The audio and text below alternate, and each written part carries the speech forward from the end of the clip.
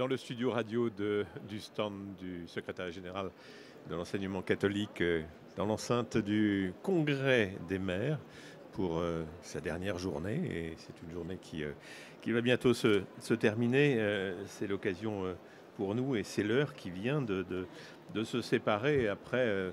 Oui, 3 jours d'échanges extrêmement intéressants avec de nombreux invités qui sont passés nous voir, avec pas mal de Bretons, pas mal de Lyonnais, puisque c'était des thématiques et des régions ou des métropoles que nous avions choisi de favoriser. Je suis en compagnie du secrétaire général de l'enseignement catholique, M. Philippe Delorme. J'ai eu l'occasion déjà, M. Delorme, de vous accueillir ces derniers jours. Aujourd'hui, c'est un petit peu pour cette conclusion. J'ai envie au fil de ma mémoire, de vous proposer quelques mots et de vous demander d'y réagir. Des expressions que j'ai beaucoup entendues pendant ces 3 jours. Et une première expression qui est revenue souvent, c'est celle de maillage territorial. Et oui, c'est le défi, mais c'est le défi de la France aujourd'hui. C'est pas simplement celui de l'enseignement catholique, mais l'enseignement catholique s'inscrit complètement dans cette réflexion autour d'un vrai maillage territorial et avec toutes ces difficultés de concilier un maillage territorial pour pas abandonner les coins de France un peu plus isolés, et puis en même temps assurer un développement et surtout une réponse aux familles qui se déplacent ou qui ne trouvent pas toujours de place dans nos établissements. Donc il faut concilier ces deux affaires-là. C'est pas simple. Ça veut dire aussi qu'il faut pas simplement sortir, je pense, d'une logique purement économique. Il y a sans doute des écoles sur notre territoire qui économiquement sont peut-être pas totalement viables, mais qui par la solidarité peuvent être soutenues parce qu'elles répondent à un projet bien défini et qu'elles correspondent à un réel besoin sur un territoire. Donc le maillage territorial n'ira pas sans une forme de solidarité.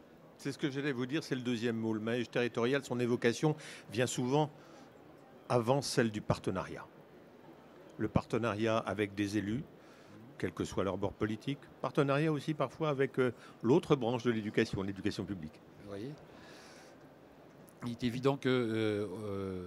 on s'inscrit dans un territoire et que dans ce territoire, il faut qu'on soit toujours en mesure effectivement de bien travailler avec les communes et qu'on essaye toujours de travailler en bonne intelligence parce qu'on est associé au service public d'éducation et l'enseignement public n'est pas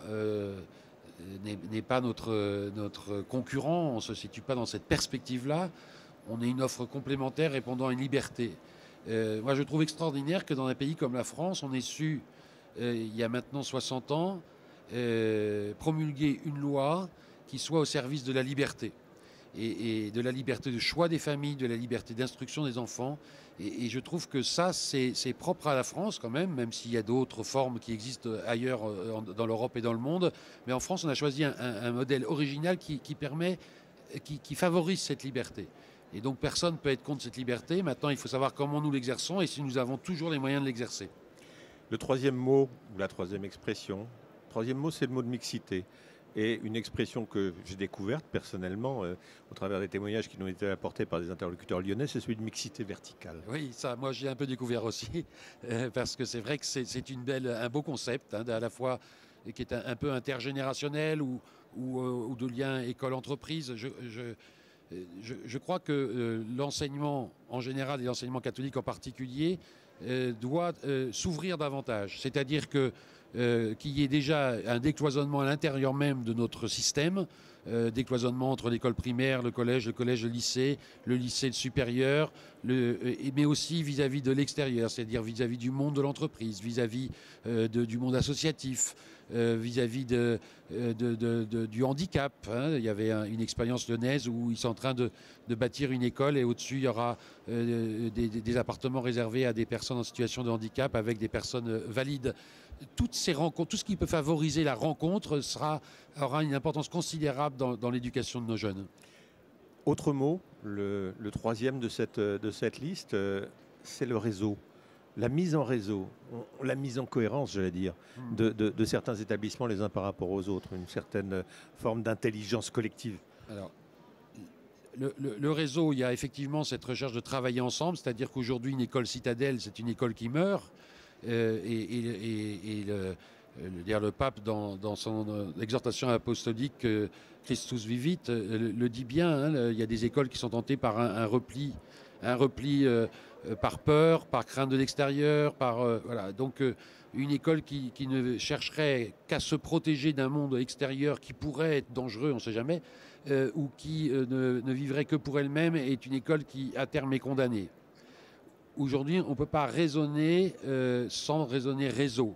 Des liens entre les écoles, des complémentarités, mutualiser un certain nombre de services et aussi développer la solidarité. C'est-à-dire que le réseau va aussi avec la solidarité. Et dans les exemples d'hier de Lyon, par exemple, eh bien, nous avions comme ça des établissements solides, des gros établissements qui se sont mis en réseau avec des petites écoles qui irriguent tout un territoire et qui, ensemble, tout en gardant leur autonomie et leur spécificité, eh bien, arrivent à avoir une offre de proposition qui est dynamisante. Le mot suivant sur lequel j'ai envie de vous faire réagir, celui de prospective.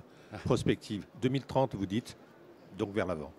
Oui, même un peu avant, parce que 2030, c'est déjà loin. Alors 2030, c'est les Lyonnais qui ont mis ça en place, la prospective vers 2030. On pense qu'il y a une urgence plus grande aujourd'hui de travailler cette question de prospective en intégrant toutes les dimensions de la prospective. C'est-à-dire et en partant du sens, quelle est la place aujourd'hui de l'enseignement catholique en France? Quelle est la place aujourd'hui de l'enseignement catholique dans telle région, dans tel département, dans telle commune? A-t-il son utilité? Quelle est la raison d'être de l'enseignement catholique? Et quand on partira de sens, après on peut se poser la question de la bonne implantation, du beau modèle économique, de la bonne façon de fonctionner. La formation professionnelle, la voie professionnelle, ça aussi, ça a été au cœur de nos débats ces trois jours. Oui, parce que effectivement, dans le cadre des réformes engagées par le ministère, la voie professionnelle va connaître une profonde évolution et mutation, notamment avec une augmentation forte de l'apprentissage. Et parce que c'est un enjeu aussi important pour les jeunes que nous accueillons et pour les jeunes de France. La voie professionnelle en France n'est pas suffisamment valorisée. Trop d'enfants et de jeunes sont orientés vers sans que ce soit véritablement un choix pour eux, alors qu'on le sait, la voie professionnelle est un chemin d'excellence pour certains, est un chemin qui permet à un jeune de se relever, de se reconstruire, de reprendre confiance en lui et de découvrir un métier, une filière, une branche qui va lui convenir.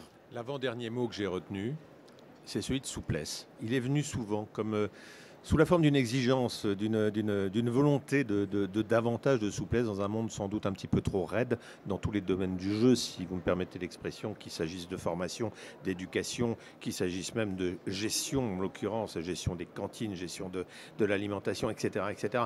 Dans tous ces domaines, on a l'impression d'avoir en face de nous des systèmes qui sont encore trop figés. Alors nous, on a un peu de chance dans l'enseignement catholique parce que comme on n'a pas du tout une organisation centralisée et descendante et que le principe, on essaye de vivre au quotidien le principe de la subsidiarité, c'est-à-dire que les décisions se prennent au bon niveau. Je pense que dans l'enseignement catholique, on a quand même une certaine souplesse et que les chefs d'établissement dans l'enseignement catholique bénéficient d'une autonomie très importante d'organisation, de réflexion, d'engagement budgétaire, etc., même s'ils sont accompagnés. Donc oui, chez nous, je pense qu'il y a une certaine souplesse. Maintenant qu'on puisse encore améliorer les choses et surtout qu'on puisse gagner en souplesse dans les relations administratives, dans la création de diplômes, dans l'organisation des enseignements, dans le recrutement des enseignants, ça serait une bonne chose. Mais je pense qu'on y va doucement. Le dernier mot sur lequel j'ai envie de vous faire réagir, je l'emprunte à M. Flageolet, le vice-président de l'Association des maires de France, qui était là tout à l'heure avec nous. Et il en parlait à propos de l'encyclique du pape, Laudato Si, et il disait le mot que je retiens et qui pourrait synthétiser cette encyclique, c'est celui de bienveillance. Bienveillance. Oui, alors après, je pense qu'il y a au-delà de la bienveillance, il y a celui d'aimer, parce que je crois que notre vocation, c'est d'accueillir et d'aimer chaque jeune tel qu'il est, ainsi que tous les membres qui constituent la communauté éducative. J'aime bien cette expression du père Jean-Marie Petitclerc, salésien de Don Bosco, qui est bien connu, qui dit quand il s'adresse aux jeunes, je crois en toi, j'espère en toi et je t'aime. Je crois que c'est un peu le cœur de notre mission, c'est de croire et d'espérer et d'aimer dans toutes les personnes que nous rencontrons, et d'abord envers les jeunes, Et donc ça va vers cette bienveillance. Je dirais que la bienveillance est la première marche vers l'amour en vérité. C'est aimer aussi la maison commune qui est la nôtre. C'est aussi aimer la maison commune qui est la nôtre. On voit bien que là, on n'est pas seulement dans une mode écologique, mais dans une prise de conscience collective poussée par les jeunes et qui va nous conduire à sans doute aller vers une consommation, un mode de vie, une relation aux autres qui sera de nature différente. Moi, j'ai beaucoup d'espérance là-dessus parce que je pense que la génération qui arrive aura ses défauts comme nous, on a nos défauts, mais aura une relation au travail, à la consommation, qui sera sans doute différente de celle que nous avons connue. Merci Philippe Delorme, à très bientôt. Merci à vous.